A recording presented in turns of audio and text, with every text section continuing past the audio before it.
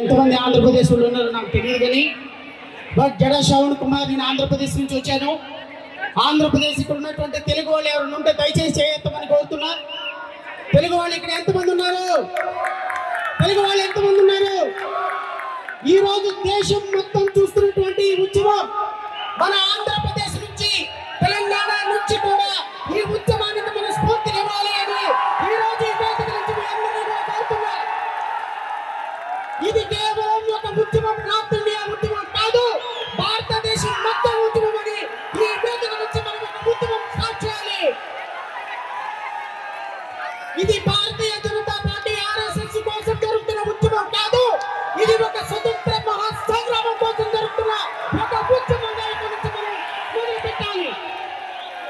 ఇక్కడ మాట్లాడుతున్న ప్రతి మాట, ఇక్కడికి వచ్చిన ప్రతి తూట మరో భారతదేశ మహాసంగ్రామం కోసం ఆ రోజు బ్రిటిష్ వాళ్ళని తరిమినట్టుగా ఈ రోజు మన నల్ల జాతీయుల తరిమే ఉద్యమంగా ఈ ఉద్యమం భారతదేశానికి ఒక స్ఫూర్తిదాయకం కావాలి అని ఆంధ్రప్రదేశ్ రాష్ట్రం నుంచి జై భీమరావు భారత పార్టీ అధ్యక్షుడిగా, ఒక మాజీ జడ్జిగా ఈ ఉద్యమానికి పూర్తి సపోర్ట్ ఇస్తున్నా.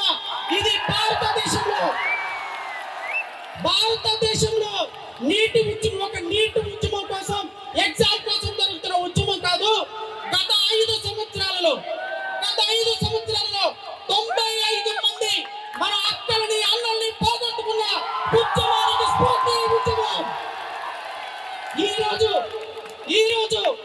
15 మంది అక్కలు, చెల్లెళ్ళు, అన్నలు, తమ్ముళ్ళు బలిదానం కాబట్టి కళ్ళు మూసుకొని కేంద్ర మంత్రి, రాష్ట్ర దేశ ప్రధానమంత్రి పార్లమెంట్ లో ఇక్కడ ఉద్యమం జరిగేంత వరకు ఒక్క ప్రకటన కూడా చేయకపోవడం ఈ దేశ చరిత్రకు సిగ్గుచేటు అని ఈ వేదిక నుంచి నేను ప్రకటిస్తున్నా.